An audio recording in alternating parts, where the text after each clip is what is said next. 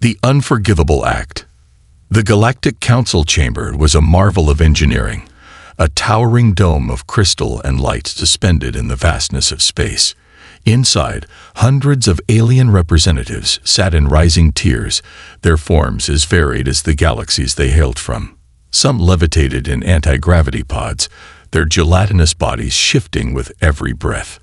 Others coiled their long, segmented limbs around ornate perches, while a few existed as pure energy, their bodies pulsing and flickering within containment fields. At the center of it all stood Commander Elias Rourke, the only human present.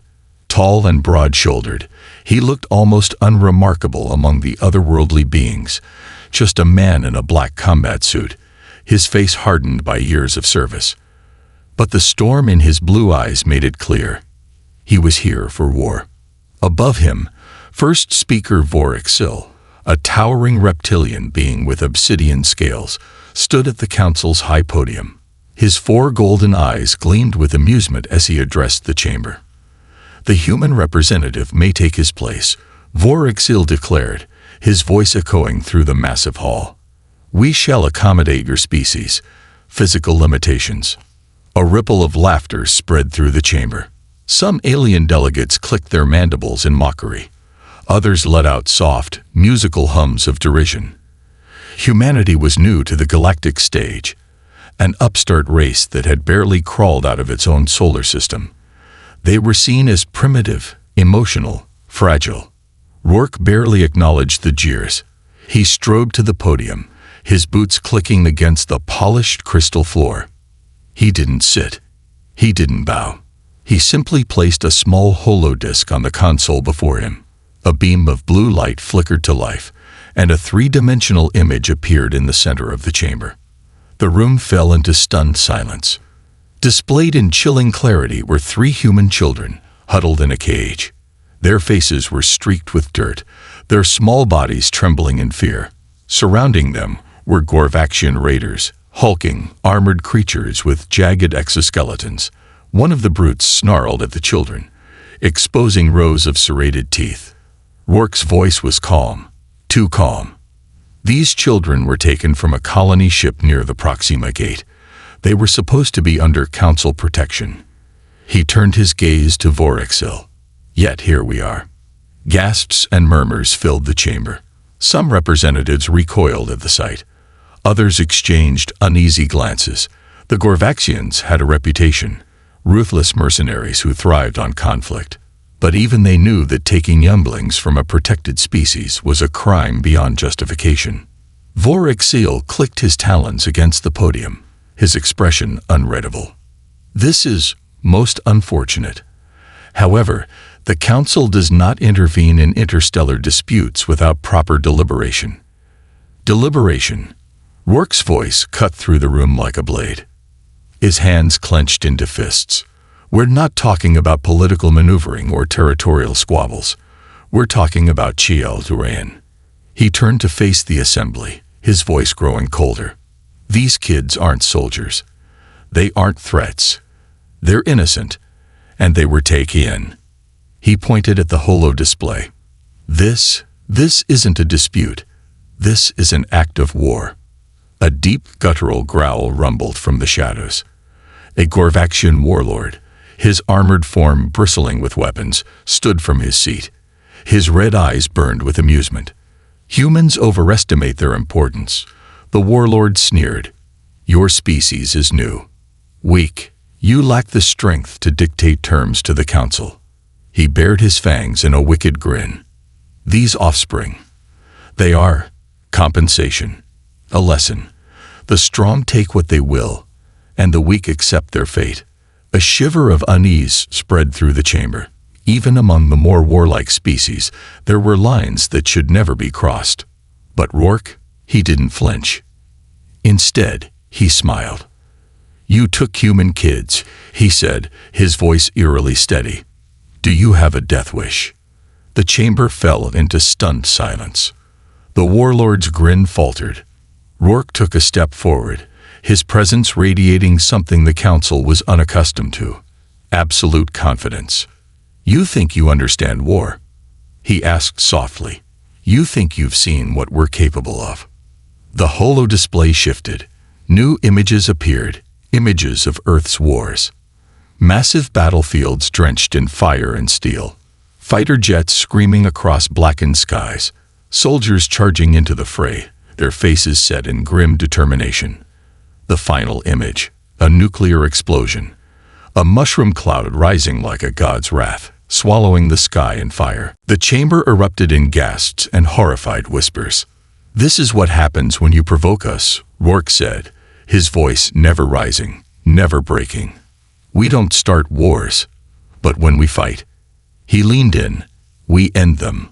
The Gorvaxian warlord growled, but now there was uncertainty in his stance. Rourke could see it. The first flicker of fear. "Good.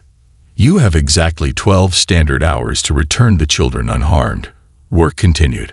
"Or I promise you this, there will be nowhere in this galaxy you can hide from us." Vorexil opened his mouth, but Rourke didn't give him the chance to speak. "We will burn your warships out of the sky," he said, locking eyes with the warlord. "We will hunt you across the stars. And when we find you—" He smiled, a slow, deliberate smile filled with absolute certainty. "We will teach you what true extinction looks like." The chamber was dead silent. The Gorvaxian warlord said nothing. His hands curled into fists, his mandibles twitching. Around him, his own kind refused to meet his gaze. They knew, they understood. Humanity was not to be trifled with. After a long, tense pause, Vorexil finally spoke. "The council will deliberate on this matter." Rourke didn't bow, didn't thank them. He simply turned off the holo display and walked toward the exit. Before leaving, he glanced over his shoulder. 12 hours, he repeated. After that, I stopped talking. Then he was gone, leaving behind nothing but silence, and the cold, dawning realization of what had just transpired. Humanity had arrived. And the galaxy would never be the same. The countdown begins. The council chamber remained eerily silent long after Commander Elias Rourke had left. His words still echoed in the vast hall, a warning, a promise. A declaration of war if the children were not returned. First speaker Vorexil, usually the most composed of the council, sat motionless. His golden eyes flickered in contemplation, his obsidian-scaled fingers drumming against the podium. Around him, alien representatives whispered in hushed, anxious voices. The Gorvaxian warlord, Carthaxol, had not spoken since Rourke's exit. He sat frozen, his massive frame tense, his claws twitching against the armrests of his council seat. His mind raced. He had underestimated the humans. Their kind was still new to the galactic stage, a fledgling species barely a century into space travel. But this was something different. Humans did not negotiate like other species. They did not threaten. They promised. And when they promised war, they meant it. A hidden meeting in the shadows. Beyond the council chamber, deep in the underbelly of the station, a group of figures gathered in secret. The room was dimly lit, shadows flickering over steel walls. A circular holo table projected a three-dimensional image of a distant planet, its surface glowing under an alien sun. The figures standing around the table were no politicians. They were warriors, spies, and power brokers, the ones who truly controlled the fate of the galaxy. Among them was Jorah Virex, a sleek-furred, feline humanoid from the Velthari Syndicate, one of the most feared mercenary factions in the known universe. His golden eyes flickered as he studied the map. Beside him stood General Cronel, a towering insectoid with a jagged exoskeleton and multifaceted eyes, a high-ranking officer of the Draken Dominion. His mandibles twitched in irritation. And then, leaning casually against the steel walls, arms crossed over his chest, was Elias Rourke himself. "The countdown has begun," Rourke stated, his voice even but heavy with warning. "The Gorvaxians have 12 hours. If they don't return our children, we move." Jorah Virex flicked his tail, his voice smooth. "And if the council tries to stop you?" Rourke gave him a sideways glance. "They won't. Not when they realize what's coming. General Crunel clicked his mandibles. You assume too much, human. The Council has existed for 10,000 years. They do not bend to threats. Rourke smirked. I'm not threatening them. I'm offering them a choice. Either they help us, or they get the hell out of the way. Jorah let out a low chuckle. And what exactly is your plan, Rourke? The Gorvaxians are one of the most well-armed factions in the galaxy. If they resist, do you truly believe your fleet can stand against them? Rourke stepped forward and tapped a command into the holotable. The projection changed. From a planetary map to a tactical battle plan. A fleet of human warships appeared on the display. They were different from the sleek, elegant vessels of the older galactic races. Human ships were heavy, angular, built for war. Their hulls were thick with reinforced plating, their weapon systems more advanced than their age should have allowed. Jorah's amusement faded. The humans had been preparing for this. We're not the ones who should be afraid, Rourke said coolly. The Gorvaxians took our children because they thought they could, because they assumed we'd cower, that we'd beg the Council for justice like some helpless species. They thought wrong. He leaned over the table, his gaze cold and sharp. In 10 hours, if those kids aren't back, we don't negotiate. We don't petition. We make an example out of them. We burn their ships. We cripple their outposts. We make them regret the day they ever laid eyes on a human child. The room was deathly silent. Even Crunel, a warrior who had fought in 1,000 battles, felt a shiver of something he wasn't used to. Unease. The Gorvaxian warlord's dilemma. Across the station, in a darkened war chamber, Karthek Sol paced restlessly. His crimson armor gleamed under the dim lighting, his clawed hands twitching with rage. Around him, his war council sat, their monstrous faces filled with tension. The human oversteps. One of his advisors snarled, slamming a fist on the stone table. He dares to threaten us. We should crush them, wipe them from existence. Karthek Sol did not respond immediately. For the first time in his life, he was uncertain. Humans were not supposed to be this dangerous. They were supposed to be young, naive, inexperienced. And yet, that human commander, he did not speak like a desperate diplomat. He spoke like a conqueror. If we do nothing, another warlord hissed, the Council will see us as weak. They will strip us of our power, call us cowards. Karthek Sol slammed his fist on the table, his eyes burning with fury. Silence. The war chamber fell quiet. You speak of crushing the humans, he growled. Yet you do not ask yourself the real question. What if we can't? Murmurs of dissent filled the room. Karthek Sol bared his teeth. You did not see what I saw in that human's eyes. He was not bluffing. He was not posturing. He was issuing a promise. And if we fail to take that seriously? He looked around at his gathered warriors, his voice dropping to a lethal whisper. We will not survive what comes next. The first strike. As the hours ticked down, tensions across the galaxy reached a boiling point. And then, it happened. A distress signal flashed across human military channels. One of the Gorvaxian ships had just attempted to move the captured children. They were trying to relocate them to a secure, undisclosed location, likely to use them as bargaining chips or human shields. But they had underestimated one thing: humanity's response time. Within minutes, 3 human warships, the UNS Resolute, the UNS Valkyrie, and the UNS Warhammer, jumped into orbit. The moment they arrived, the lead ship sent a single, chilling transmission to the Gorvaxian vessel. Surrender the children now, or we open fire.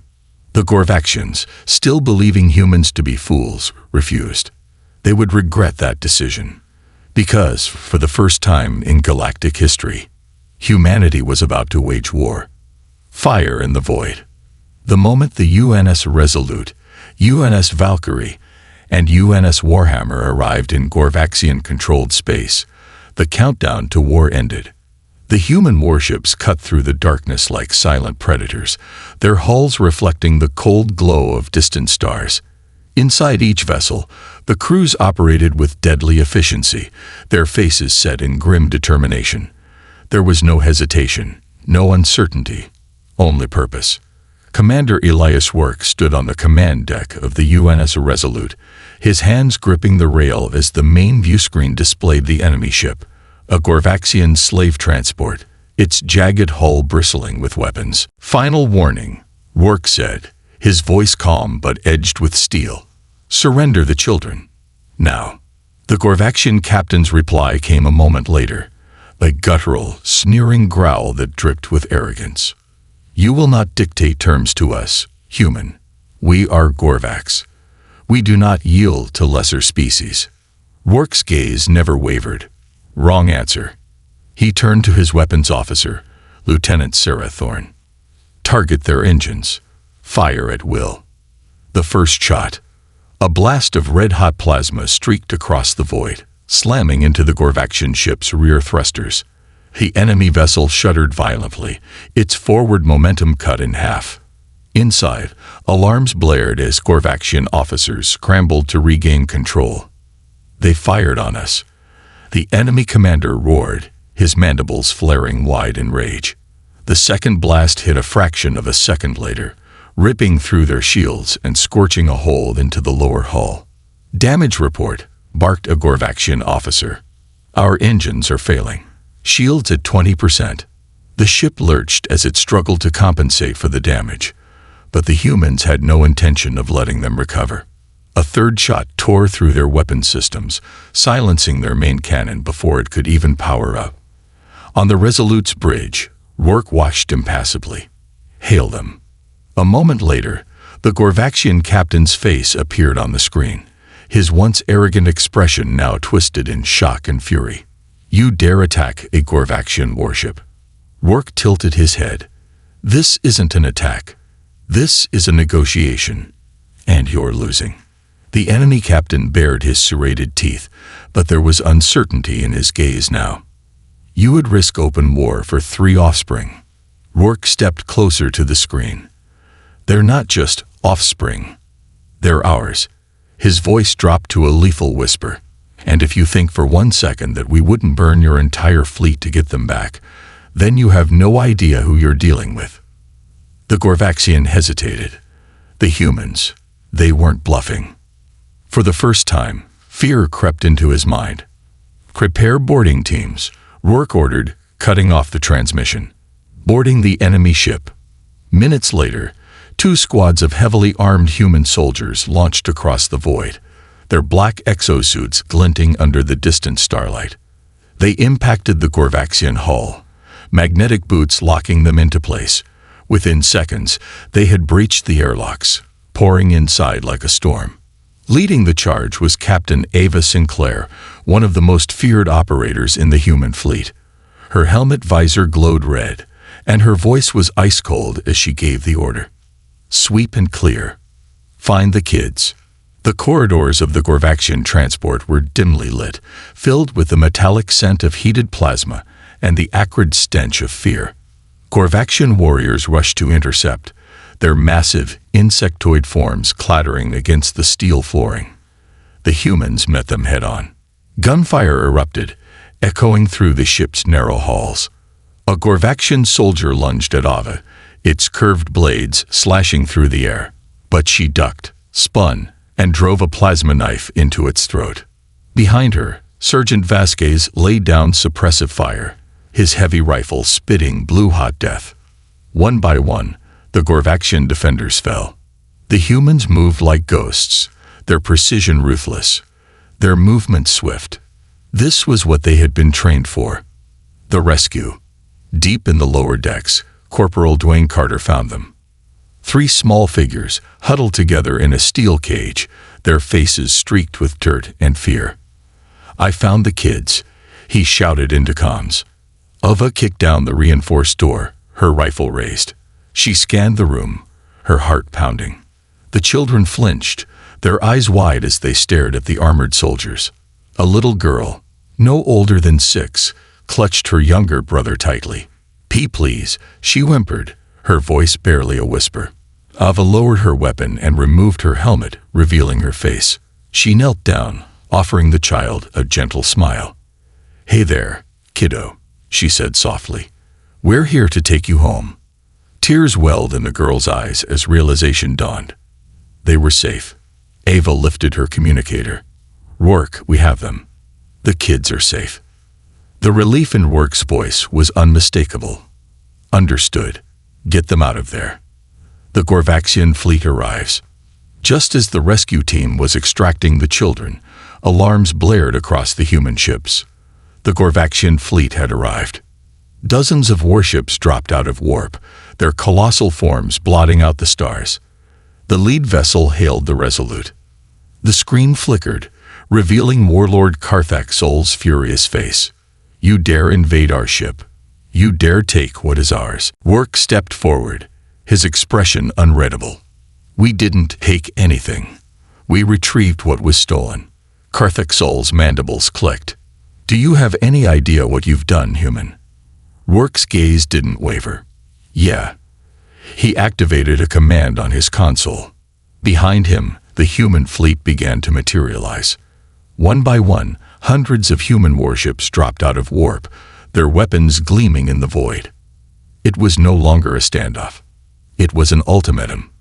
"Here's how this goes," Rourke said, his voice calm, but absolute. "You let us leave with the kids, and we go our separate ways. Or—" He leaned forward, his eyes locking onto Karthak Sol's.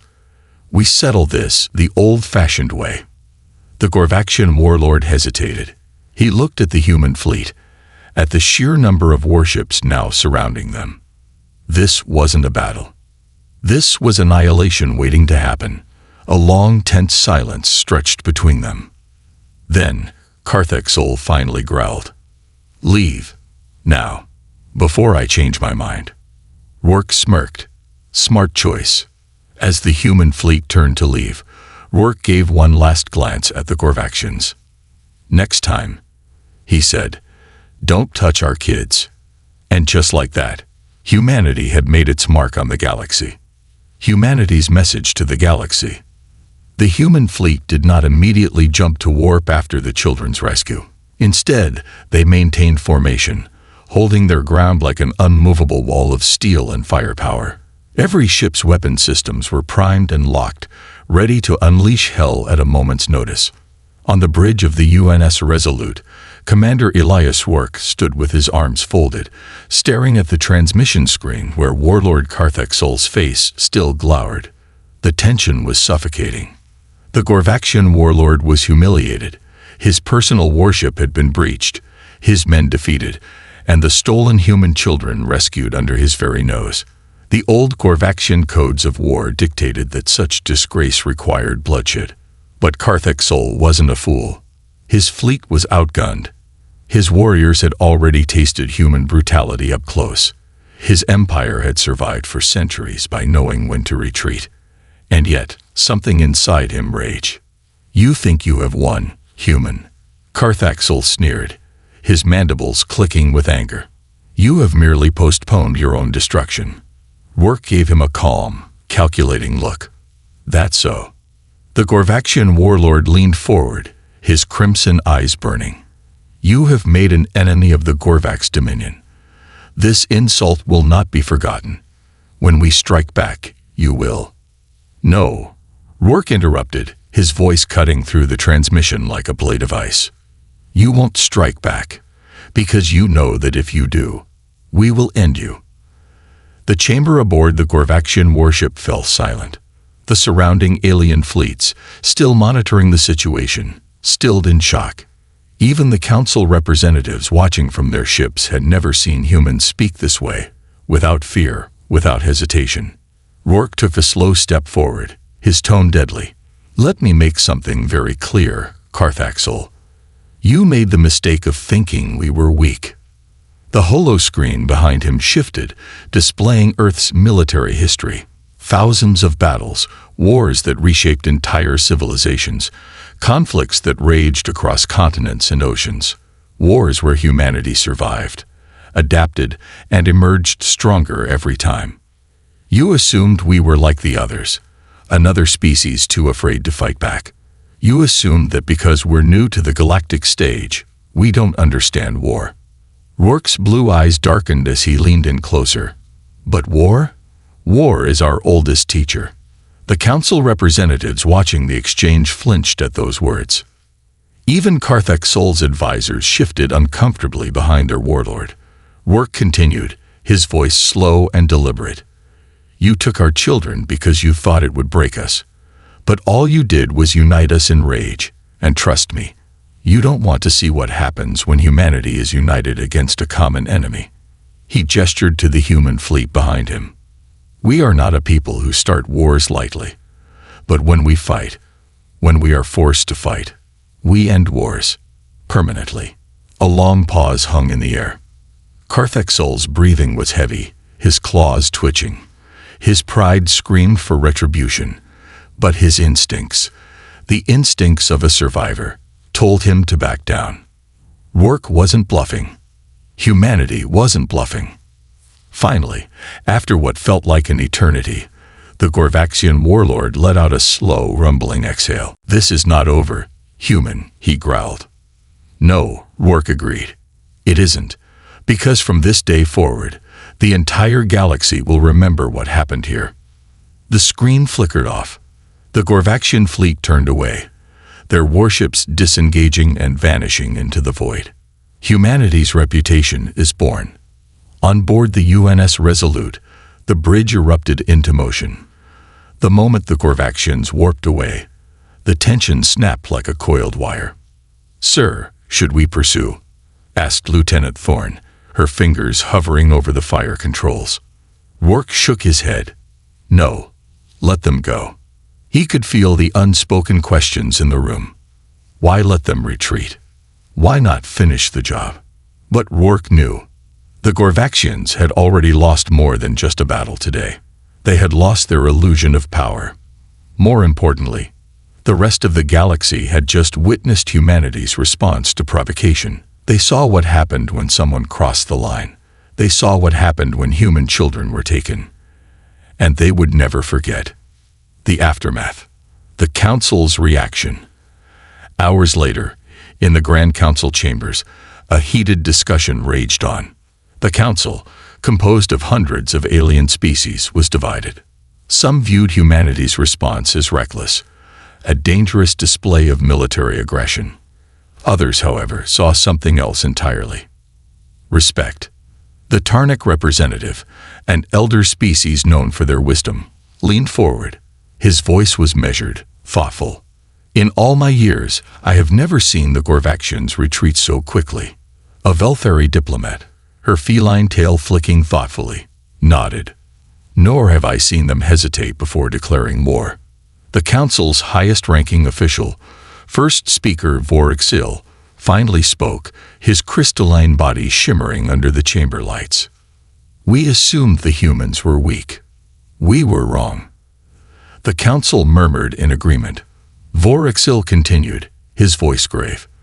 This incident will change everything. The galaxy now knows. Humanity will not tolerate threats against their own. He turned toward the gathered representatives. The question is, how do we proceed? Do we fear them? Or do we respect them? The chamber fell into silence, each species contemplating the same inevitable conclusion. Humanity had arrived, and the galaxy would never be the same again. Back on Earth, the homecoming. As the human fleet returned to Earth, the atmosphere on the ground was electric. The rescue of the children was broadcast across the planet, every screen filled with images of their return. Mothers wept as they embraced their children. Fathers held their sons and daughters like they would never let go again. The world watched, united in pride, in rage, in solidarity. As Rourke stepped off the ship, his boots hitting the Earth's soil once more, he was met with the cheers of millions. A single phrase spread across the networks, across nations, across the stars.